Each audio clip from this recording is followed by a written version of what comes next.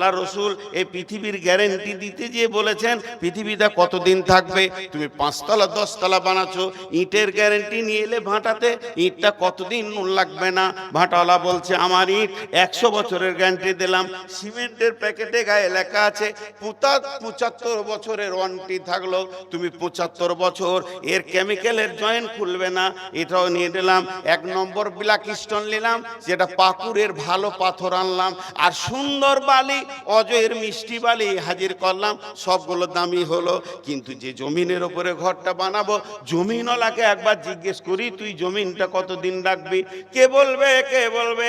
আল্লাহ রসুল বলছেন বিসমিল্লাহির রহমানির রহিম, লা তাকুমুস সাআতু ফিল আরদি হাত্তা ইউকালা আল্লাল্লাহ। অতদিন পৃথিবী ধ্বংস হবে না, অতদিন পৃথিবী মরবে না, অতদিন পৃথিবী ফাটবে না, অতদিন পৃথিবী নষ্ট হবে না, যতদিন পর্যন্ত এই পৃথিবীতে একটা পাক্কা ইমানদার আল্লাহ বলনেওয়ালা থাকবে। তার মানে একটা আল্লাহওয়ালার কত দাম, একটা মুমিনের কত দাম, একটা মুমিন কত মূল্যবান, যার মুখ পানে তাকিয়ে আল্লাহ সূর্য তুলবে, সূর্য ডুবাবে, পাখি গাইবে, মৌসুম চেঞ্জ হবে, শীত গ্রীষ্ম চলবে, রোড চলবে, প্লেন উড়বে, নদী বইবে, সব কিছু হবে, জমিন ফসল ফলবে। যেদিন আল্লাহওয়ালাটা থাকবে না, পৃথিবী ধ্বংসর কবলে চলে যাবে।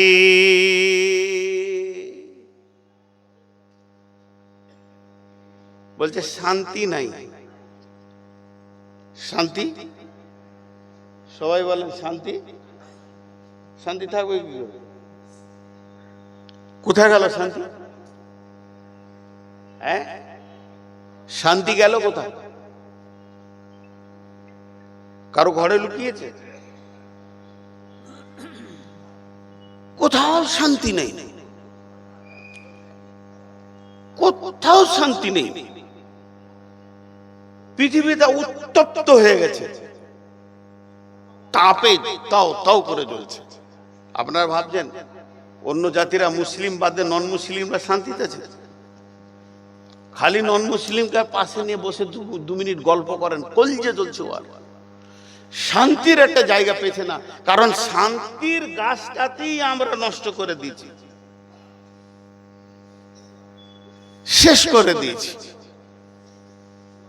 বিশ্বনবী ইসলামের আর একটা কথা বলেছেন, ইসলাম একটা প্রাসাদ।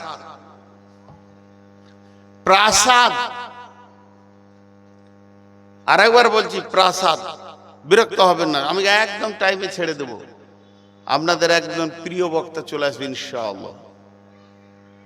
ইসলাম একটা প্রাসাদ। এবার প্রাসাদের ব্যাখ্যাটা 1 মিনিটও দিচ্ছি না, 30 সেকেন্ড দিচ্ছি। একটা বিলাসবহুল বিরাট শান্তির ঘর।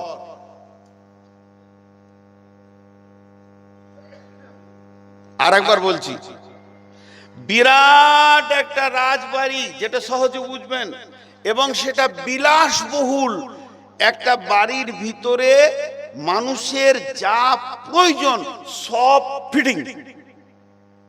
আর ওই প্রাসাদটা বানাতে গিয়ে কম করে 1.5 লক্ষ ইট লেগেছে। প্রাসাদের প্রথম ইট নাম আদম আলাইহিস সালাম, প্রাসাদের শেষ ইট নবী মুহাম্মদ রাসূলুল্লাহ সাল্লাল্লাহু আলাইহি সাল্লাম।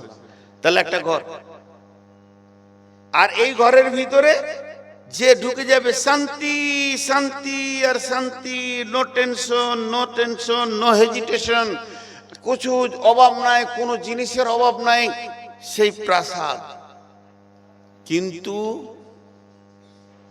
প্রাসাদের দরজায় আগুন, প্রাসাদের জানালায় আগুন, প্রাসাদের আলমারিতে আগুন, প্রাসাদের আলনাতে আগুন, যে খাটটায় আপনি আমি শুয়ে আছি খাটের নিচেও আগুন।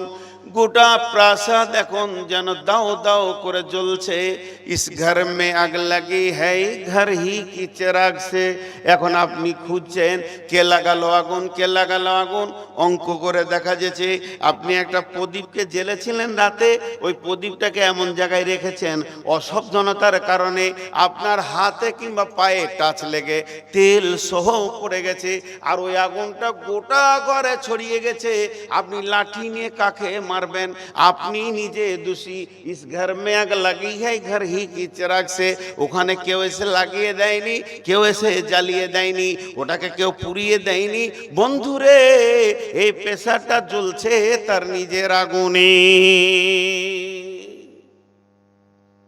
আজকে মুসলিম সমাজ জ্বলছে কেন?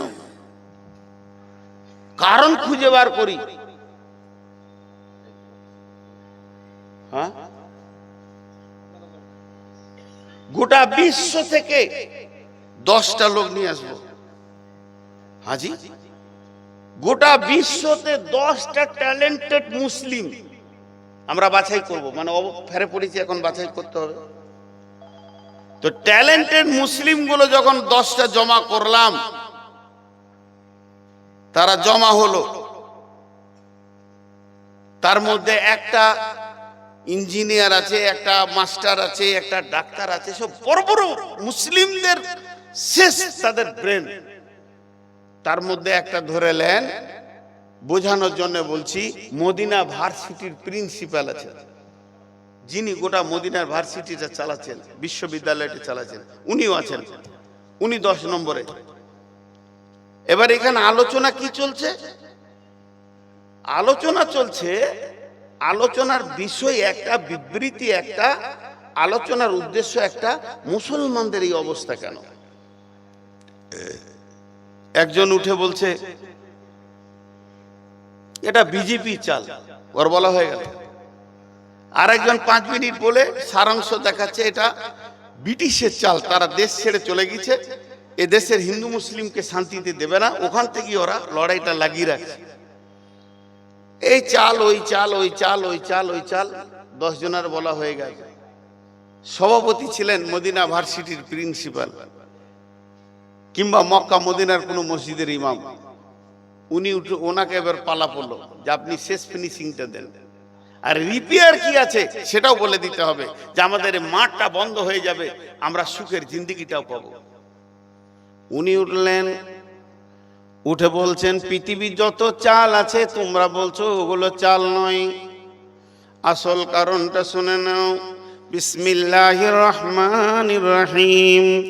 কুল ইন কানা আবাউকুম ওয়া আবনাউকুম ওয়া ইখওয়ানুকুম ওয়া আজওয়াজুকুম ওয়া আশীরাতুকুম ওয়া আমওয়ালুন ইকতারাফতুমুহা ওয়া তিজারাতুন তাকসাউনা কাসাদাহা ওয়া মাসাকিনু তারজাউনাহা আহাব্বা ইলাইকুম মিনাল্লাহি ওয়া রাসূলিহি ওয়া জিহাদিন ফি সাবিলিহি ফাতারাব্বাসু ফাতারাব্বাসু ফাতারাব্বাসু ফাতারাব্বাসু হাত্তা ইয়াতিয়াল্লাহু বিআমরিহি ওয়াল্লাহু লা ইয়াহদিল কওমায যালিমিন। ফিনিশিং টেনে দিলেন। বন্ধুরে, আল্লাহ বলে দিয়েছেন, আল্লাহর হাতে 2টো মাউস আছে, 2টো মাউস, 2টাকে আল্লাহ কন্ট্রোল করেন। এদিকে একটা ফ্যান ঘুরছে, এদিকে একটা ফ্যান ঘুরছে, 2টা রেগুলেটর আমার হাতে আছে, 2 হাতে। একটা ফ্যানের বাড়াতে বাড়াতে বাড়াতে বাড়াতে বাড়িয়ে দিলাম, একটাকে কমাতে কমাতে কমাতে কমাতে কমিয়ে দিলাম, তখন এর হাওয়া শক্তি কমে গেল, এর হাওয়া বেড়ে গেল। আল্লাহর হাতে ওই রকম 2টি মাউস আছে। আল্লাহ বলছেন, বান্দারে, গোলাম রে, তোরা যখন 8টা জিনিসের প্রেমে পড়ে যাবে, 8টা জিনিসকে মহব্বত করে তাদের পেছনে পাগলের মতো দৌড়বি, আর 3 জনের মহব্বত কমে যাবে, তুলনামূলক 3 জনকে তোদের কাছে পাওয়া যাবে না। তখন আমি করব কি? তখন আমি করব তোদের শক্তিকে লোপাইয়ে দিব।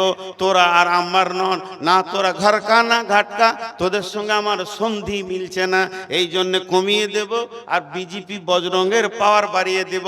মুসলমান, তোদের পিঠের চামড়া পায়ের জুতোর হাফসুল বানাবে ওরা, দিন রাত কাটবে, তোরা চিল্লাবি কাঁদবি, দোয়ায়ে কুনুতে নাজেলা পড়বি, কিন্তু তোদের কুনুতে নাজেলা ওই মসজিদের ছাদের ওপরে যাবে না।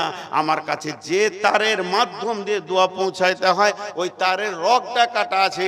তোরা আমরে বিল মারুফ নেহি আনিল মুনকার যখন ছেড়ে দিবি, সেই দিন থেকে তোদের দোয়া আমার কাছে আর পৌঁছাবে না।